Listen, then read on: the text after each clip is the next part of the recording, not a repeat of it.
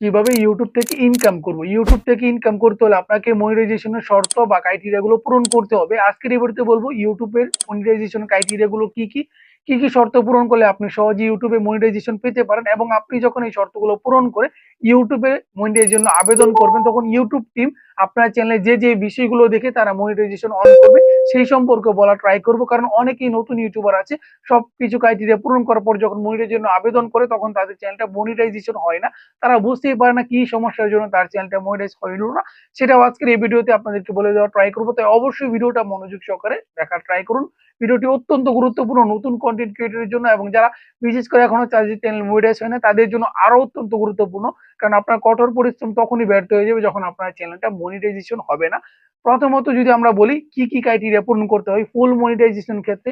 ফুল monetization মানে আপনি এখান থেকে অ্যাড এর মাধ্যমে ইনকাম করতে পারবেন, এবং যাবতীয় যে সোর্স গুলো আছে ইউটিউবে প্রত্যেকটা সোর্স থেকে এখান থেকে আপনি ইনকাম করতে পারবেন। ফুল মনিটাইজ করতে হলে প্রথমত আপনাকে কি করতে হবে, দুই ভাবে করা যায়। একটা হলো 1000 সাবস্ক্রাইবার এবং 4000 ঘন্টা ওয়াচ টাইম।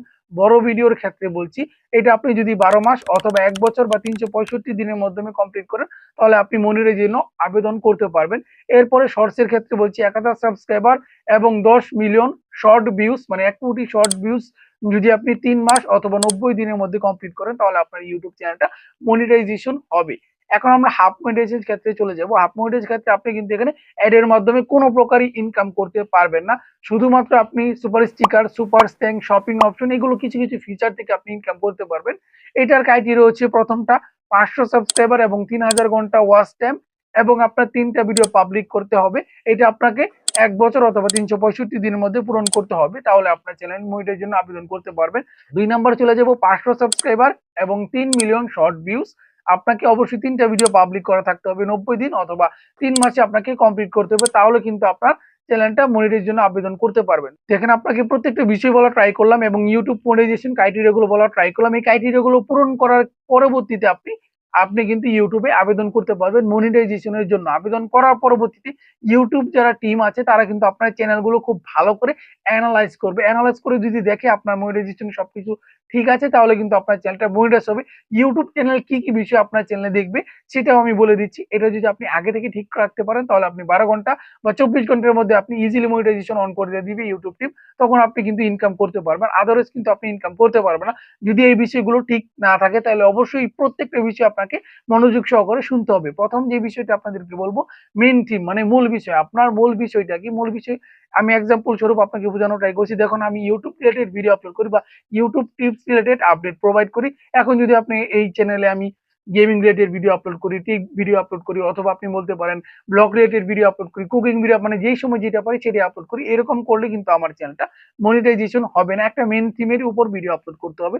2 নাম্বার যেটা মোস্ট ভিউজ ভিডিও, সবথেকে বেশি দেখা ভিডিও, কোন ভিডিওতে আমার সবচেয়ে বেশি ভিউজ আছে সেই ভিডিওটা তারা চেক করবে।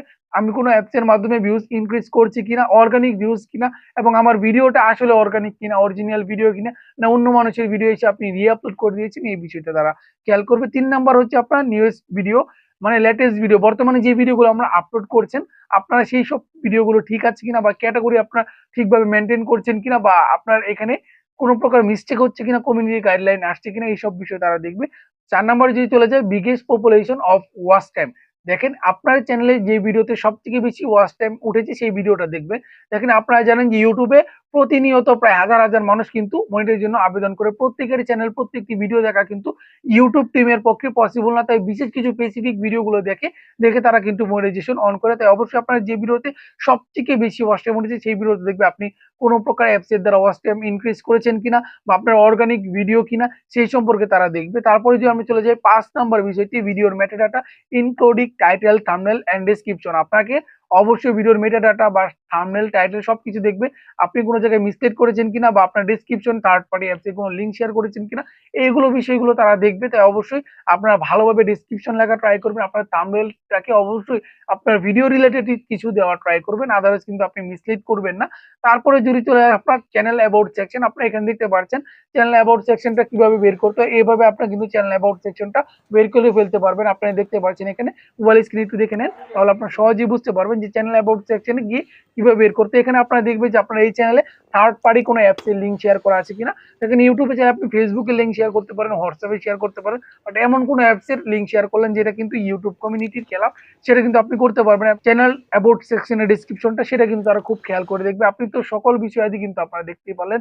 ভিডিওটি ভালো লেগে থাকলে অবশ্যই লাইক করবেন, চ্যানেল নতুন হয়ে থাকলে অবশ্যই চ্যানেলটি সাবস্ক্রাইব করে বেল বাটনটি অন করে দেবেন। ধন্যবাদ।